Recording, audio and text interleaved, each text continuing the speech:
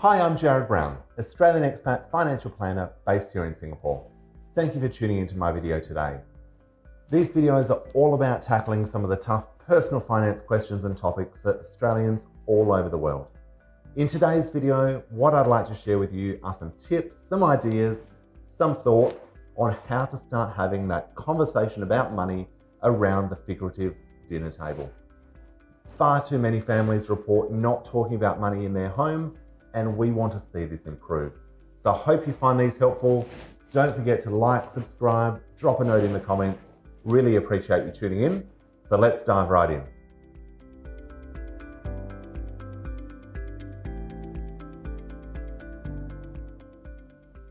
Now, my first tip for you, and the first place to start, is to ask your kids what they already think and know about money.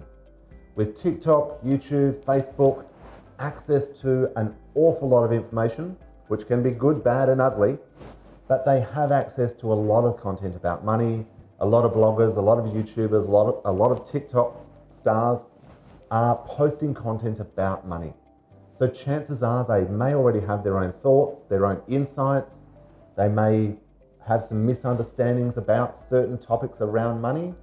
So it's important to start with what they already know or what they think they already understand.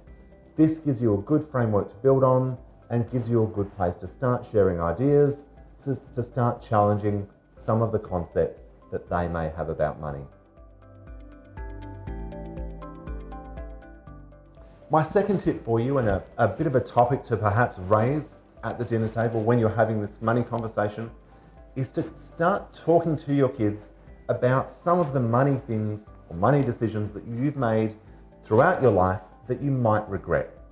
Now, having children is probably not a great place to start, but it might be taking on too large a mortgage.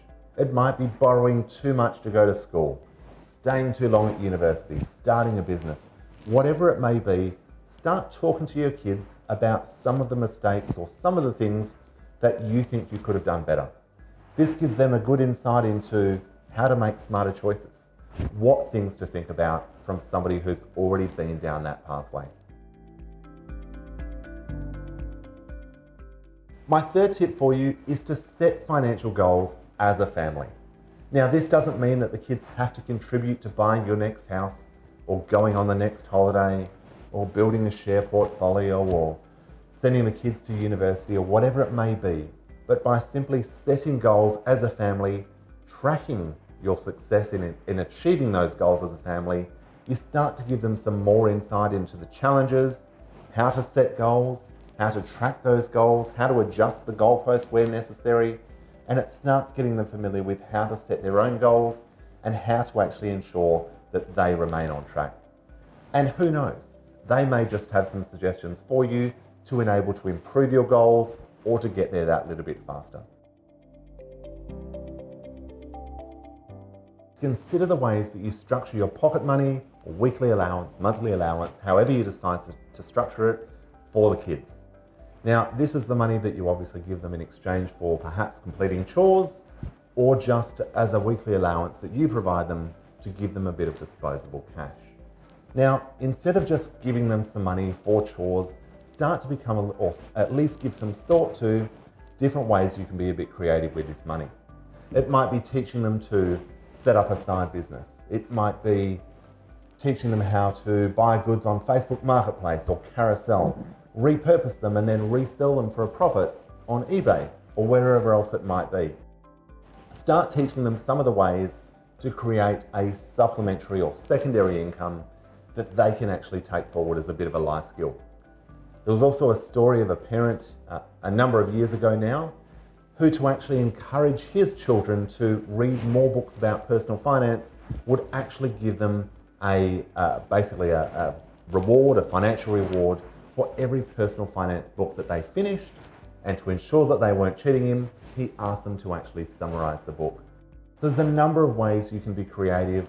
Start ensuring that your kids are going to be making more financially intelligent decisions, learning more about personal finance as they get older, and ensure that it's not all just coming from social media. And my final tip for you to start having more and more money conversations around the dinner table is to start or join some financial courses together. There are plenty of options online these days, from Coursera, LinkedIn Learning. There are loads of options. It could be basics of how to invest in shares, what is an option, what is the stock market, what is superannuation, how do credit cards work. It doesn't need to be too complicated, but by joining and learning together, you can actually experience that journey. You can go through the questions that the kids may have and actually boost your own financial literacy whilst also helping the kids. I hope that you found this helpful. I hope this gives you some insights, some new things to try. As I said, my mission is to ensure that we have more and more people talking about money around the dinner table, and financial literacy continues to improve over time. I really appreciate you tuning in. As I said, please subscribe, drop a comment in the channel. I'd love to hear from you. Really appreciate you tuning in, and I look forward to seeing you next time.